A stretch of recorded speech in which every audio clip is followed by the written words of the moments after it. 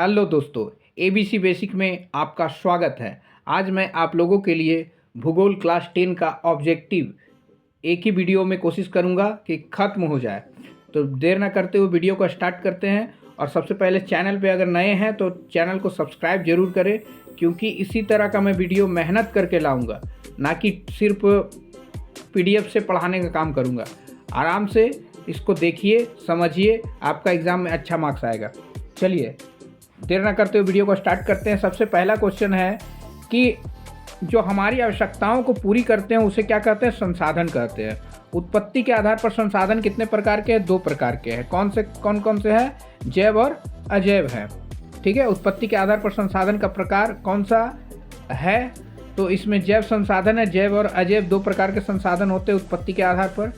Next आइए slide में देखते हैं। जैव और अजैव संसाधन वर्गीकरण का आधार क्या है? तो उत्पत्ति के आधार पर बांटा गया है जैव अजैव में। उसके बाद देखें तो समाप्यता के आधार पर संसाधन को कितने प्रकार में बांटा गया है? तो समाप्यता के आधार पर संसाधनों को 2 प्रकार में बांटा गया है। कौन कौन सा? नवीकरणीय और अनवीकरणीय। नवीकरणीय योग्य संसाधन है तो पवन ऊर्जा, वन, जल, इनमें से सभी। नवीकरणीय संसाधन किसको कहते हैं? जो पृथ्वी पर थे और अभी वो लाखों वर्षों तक रहेंगे, तो उसे क्या कहते हैं? नवीकरणीय संसाधन कहते हैं। और जो समाप्त हो जाएंगे जैसे कोयला, पेट्रोल, वो क्या कहलाते हैं? अनवीकरणीय संसाधन कहलाते हैं। ठीक है, आगे बढ़ते हैं। ज्वारीय ऊर्जा किस प्रकार का संसाधन है? ज्वारीय ऊर्जा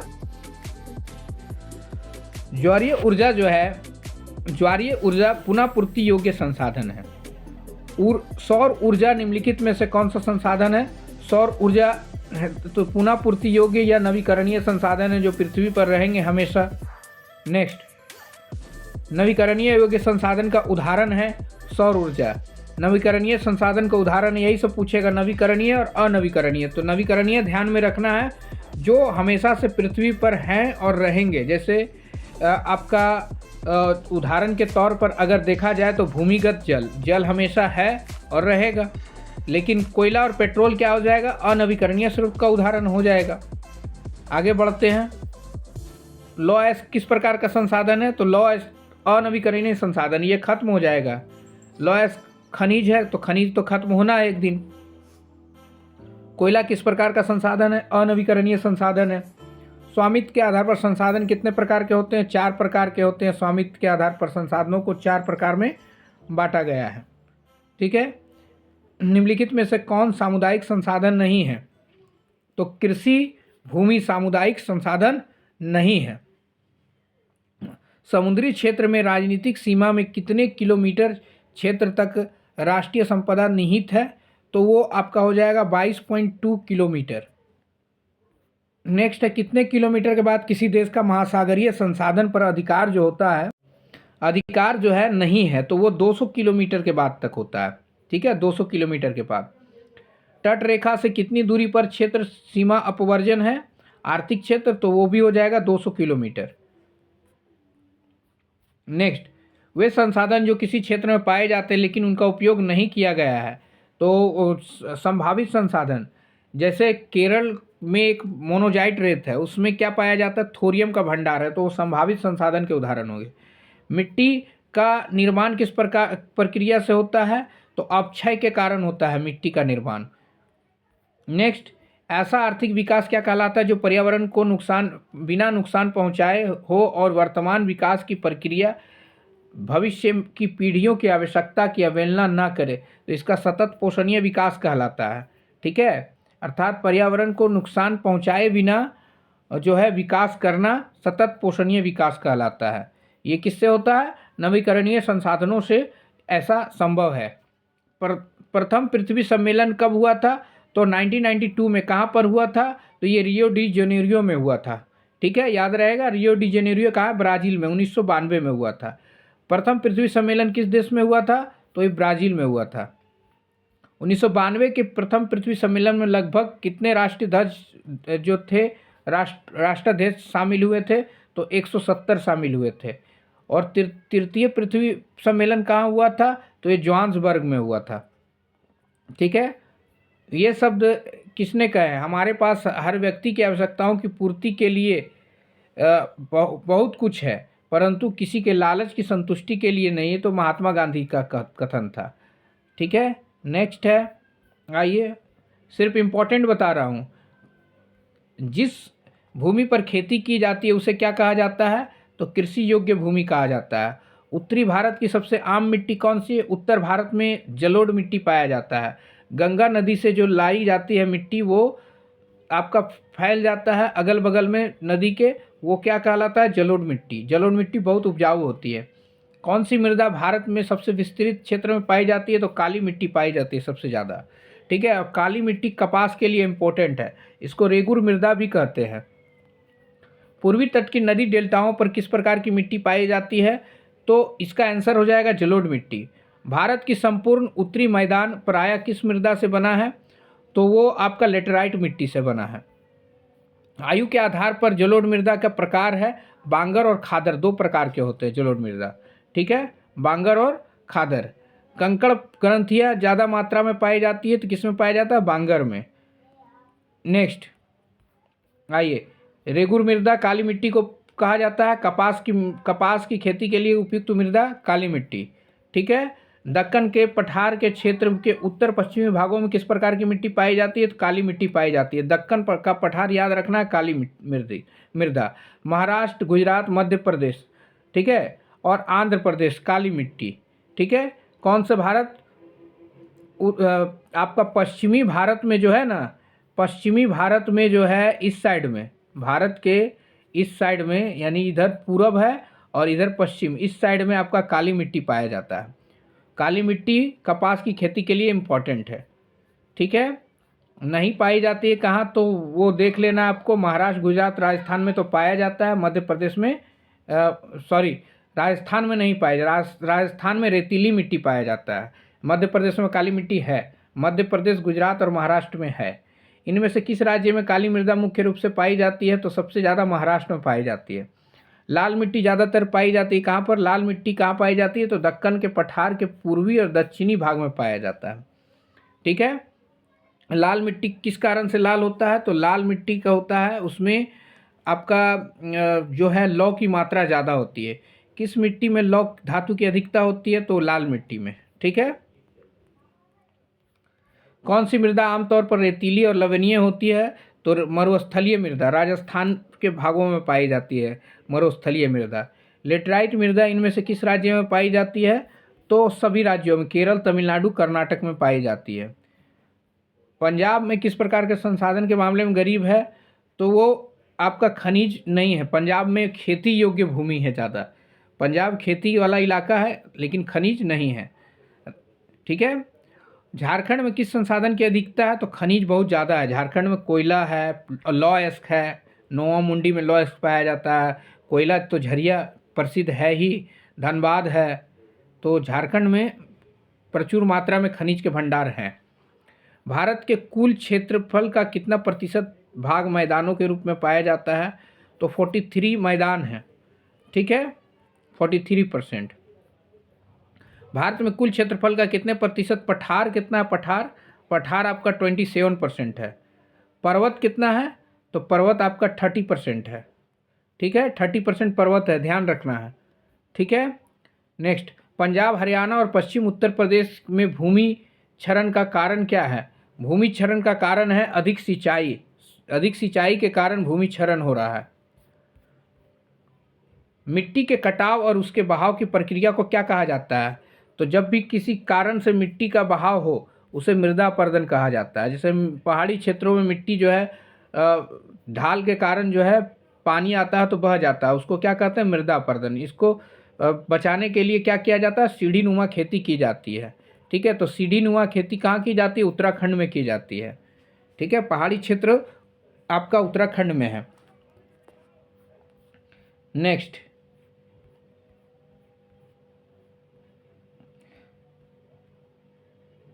कृषि योग्य भूमि कितना है? कृषि और उद्योग 43%। नदियों का प्रवाह सुनिश्चित करना, यानी पर्वत जो है मैदान 43% है जिसमें कृषि उद्योग होता है। पर्वत आपका 30% है, पठार 27% है। भारत के 3 राज्यों के नाम बताइए जहाँ खनिज और कोयले प्रचुर मात्रा में भंडार है। तो झारखंड, मध्य प्रदेश और छत्तीसगढ़। ठीक है। नेक्स्ट, किस राज्य में पवन ऊर्जा और सौर ऊर्जा अधिक संसाधन है? तो राजस्थान में पवन ऊर्जा अच्छा है। ठीक है, और सौर ऊर्जा भी है। नेक्स्ट क्वेश्चन, काली मृदा किन फसलों के लिए? तो काली मृदा कपास, तिलहन फसलों के लिए उपयुक्त है। रक्षक मेखला क्या होती है? तो पेड़ों को कतारों में लगाकर रक्षक मेखला बनाई जाती है जो पवनों की गति को कम करती है और मृदा अपरदन को रोकती है। उत्पत्ति के आधार पर संसाधन कितने प्रकार के होते हैं? 2 प्रकार के, जैव एवं अजैव। निम्नलिखित में से कौन सा एक वनों के ह्रास का कारण नहीं है? रक्षक मेखला का निर्माण। नेक्स्ट, जिन प्रजातियों के विलुप्त होने का खतरा उन्हें क्या कहा जाता है? विलुप्त होने का खतरा है तो वो हमेशा कहा जाता है लुप्त प्राय प्रजातियां। ठीक है, लुप्त जातियों से क्या तात्पर्य है? तो पूरी तरह से समाप्त जो हो गई है। दुर्लभ जातियां किसे कहा जाता है? जिसका संख्या जो है ना कम हो गया है उसको, या सुमेध भी कहा जाता है उसको, दुर्लभ जातियों की श्रेणी में आते हैं। नेक्स्ट, गुलाबी सिर वाली बत्तख किन जातियों में शामिल है? तो गुलाबी सिर वाली बत्तख जो है लुप्त जातियों में शामिल है। ठीक है, और स्थानिक जाति का उदाहरण है निकोबारी कबूतर, जहाँ नाम दे दे, ठीक है, कि निकोबार, अंडमान या मध्य प्रदेश, कुछ भी नाम दे दे वहाँ पर क्या हो जाएगा? स्थानिक हो जाएगा। नेक्स्ट, काला हिरन किस अस्तित्व में रखा गया? काला हिरन जो है ना संकटग्रस्त है। नेक्स्ट, अंडमान जंगली सुअर को किस अस्तित्व में रखा? फिर से वही स्थानिक हो गया, अंडमान का नाम आया। सुंदरवन कहाँ पर है? तो सुंदरवन पश्चिम बंगाल में, very very important Sundarban. Jim Corbett Uttaranchal या उत्तराखंड। सरिस्का वन्य जीव पशु विहार, राजस्थान में सरिस्का। बक्सा टाइगर रिजर्व कहाँ? छत्तीसगढ़। बक्सा टाइगर रिजर्व पश्चिम बंगाल में। ठीक है, ये पश्चिम बंगाल में, छत्तीसगढ़ गलती से बोल दिए हैं, इसको सुधार लीजिएगा। डोलोमाइट खनन के लिए प्रसिद्ध है। नेक्स्ट, वन और बंजर भूमि जो सरकार, व्यक्तियों और समुदायों को स्वामित्व में होते हैं उन्हें क्या कहते हैं? उन्हें अवर्गीकृत वन कहते हैं। सदाबहार वृक्ष चीड़ एक औषधीय वृक्ष वनस्पति है। यह किस राज्य में पाया जाता है? तो चीड़ जो आपका पाया जाता है वो हिमाचल प्रदेश में। ठीक है, और हिमालय के वनों में भी पाया जाता है। चिपको आंदोलन का संबंध है वृक्षों को की रक्षा करने से संबंध है। ठीक है, चिपको आंदोलन का जो प्रणेता था वो सुंदरलाल बहुगुणा था, और आपका नर्मदा बचाओ आंदोलन मेघा पाटकर से संबंधित है, नर्मदा बचाओ आंदोलन। ठीक है, भारतीय वन्य जीव अधिनियम इंपॉर्टेंट क्वेश्चन है, ये 1972 में आया था। ठीक है, नेक्स्ट है संयुक्त वन प्रबंधन 1988, औपचारिक शुरुआत हुआ था ओडिशा से हुआ था। कौन सी जाति भारत में काले हिरन की रक्षा के लिए प्रसिद्ध है? बिश्नोई जनजाति जो है ना काले हिरन की रक्षा के लिए प्रसिद्ध है। प्रोजेक्ट टाइगर 1973, ये ध्यान रखना आपको, प्रोजेक्ट टाइगर 1973। ठीक है, राजस्थान में छत में वर्षा जल संग्रहण को कहा जाता है टांका कहा जाता है। ठीक है, दामोदर घाटी परियोजना जो है आपका झारखंड में है। भारत में कुल विद्युत का कितना भाग जल विद्युत से प्राप्त होता है? तो 22%। हीराकुंड बांध जो है आपका महानदी उड़ीसा में है। भाखड़ा नंगल बांध जो है सतलुज व्यास पर है, सतलुज नदी पर है। ठीक है, सरदार सरोवर गुजरात, नर्मदा नदी जो है सरदार बांध नर्मदा नदी पर है, गुजरात में। ठीक है, नागार्जुन सागर जो है आपका कृष्णा नदी पर बना हुआ है। टांका आपको ध्यान देना है राजस्थान में। 14वीं शताब्दी में दिल्ली में सीरी फोर्ट में क्षेत्र में जल की सप्लाई के लिए हौज खास का निर्माण कौन करवाया था? तो ये इंपॉर्टेंट है, ध्यान देना आपको। ठीक है, इल्तुतमिश। भारत में उगाए जाने वाले 2 पेय फसल का नाम बताना है, 2 चाय और कॉफ़ी। पेय फसल में भारत विश्व का अग्रणी उत्पादक निर्यातक कौन सा? चाय सबसे ज़्यादा उत्पादन करता है भारत में। चाय का सबसे बड़ा उत्पादक राज्य असम है। ठीक है, असम सबसे ज़्यादा। भारत की दो प्रमुख खाद्य फसलें कौन सी है, सबको पता है, गेहूँ और चावल है। भारत में ग्रीष्म ग्रीष्म ऋतु की फसल है जायद है। जायद माने फल और सब्जी को उगाना। काली मिट्टी पर उगाए जाने वाली रेशेदार फसल है कपास, अभी थोड़ा देर पहले बताए थे। ठीक है, किस फसल को सुनहरा रेशा कहा जाता है, जूट को कहा जाता है। झारखंड में झूम की खेती को क्या कहा जाता है, कुरवा कहा जाता है। निम्नलिखित में कौन सी उस कृषि, अच्छा जो जो टिक किए हैं वो थोड़ा सा अपने भी देख लीजिएगा, ये भी ध्यान देना है। सिर्फ मैं बता दे रहा हूँ उतना भर से नहीं है, थोड़ा सा देख लेना अपने से भी। निम्नलिखित में से कौन रोपण कृषि का उदाहरण है, तो रोपण कृषि चाय आ जाएगा। कौन सा देश विश्व में फल और सब्जियों का सबसे बड़ा उत्पादक देश है, तो वो भारत है फल और सब्जी के मामले में। भारत में रबी की बुआई कब तक होता है, तो अक्टूबर से 9 दिसंबर। और खरीफ जो है ना वो आपका मानसून आने पर, चावल जो है ना बुआया जाता है और मानसून आता है तब। ठीक है, जून जुलाई में। नेक्स्ट है रबी फसल और खरीफ फसल कर लेना है। ठीक है, जोतों का आकार छोटा है भारत में। सरकार द्वारा गठन किए गए राष्ट्रीय खाद्य सुरक्षा प्रणाली का मुख्य आधार क्या है, तो वो आपका बफर स्टॉक और सार्वजनिक वितरण प्रणाली दोनों हैं। कौन कौन सी फसल है रबी, गेहूं चना सरसों है, खरीफ है ये चावल कपास मक्का मूंगफली, जायद है सब्जियां खीरा तरबूज इत्यादि, ध्यान देना है। ठीक है, नेक्स्ट मोनोजाइट रेत में पाया जाता है, अभी क्या बताए थे, थोरियम है ना, केरल में। इनमें से कौन सा अधात्विक खनिज नहीं है, तो बॉक्साइड जो है ना अधात्विक खनिज नहीं, धात्विक खनिज है, जिसमें धातु की मात्रा हो धात्विक खनिज। इनमें से कौन एक लौह खनिज है, लौह खनिज है मैग्नीज, बाकी अलौह खनिज है।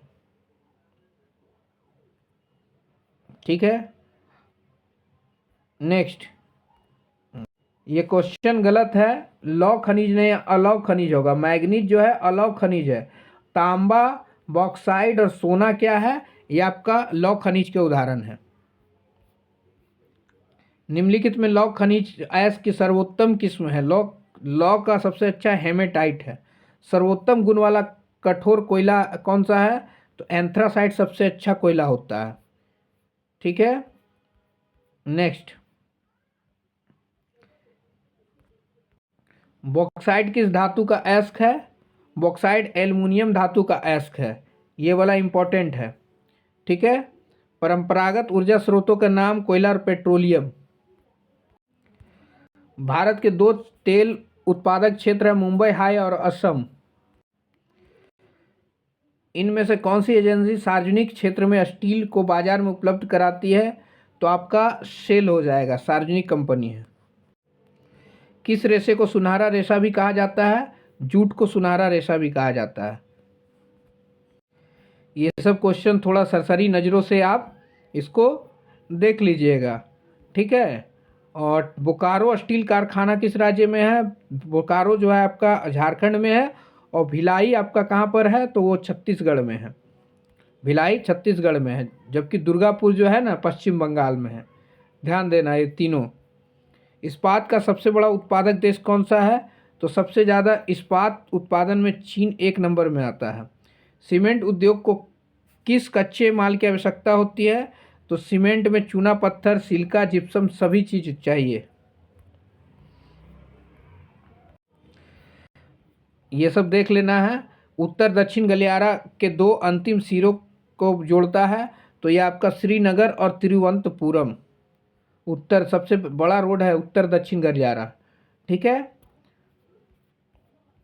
उसके बाद है सड़क निर्माण लागत रेलवे लाइन की तुलना में है, तो कम है। स्वर्णिम चतुर्भुज जो है दिल्ली कोलकाता चेन्नई मुंबई, ये याद रखना इम्पोर्टेंट है। ठीक है, भारत का सबसे लंबा राष्ट्रीय राजमार्ग कौन सा है, तो 7 है, NH7, ध्यान देना। ठीक है, भारत में पहली रेलगाड़ी कब चली थी, मुंबई से ठाणे के बीच में 1853 में चली थी।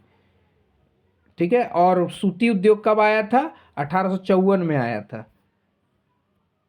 भारत का सबसे बड़ा पतन कौन सा है? मुंबई है, सबसे बड़ा पतन मुंबई है। इसके अलावा ये सब देख लीजिए, ठीक है। बस, और कुछ नहीं है। वीडियो अच्छा लग रहा हो चैनल को ज़रूर सब्सक्राइब करें। इसी तरह का मैं वीडियो, इससे भी अच्छा अच्छा वीडियो लाता रहूँगा जो स्टूडेंट के लिए हेल्पफुल हो।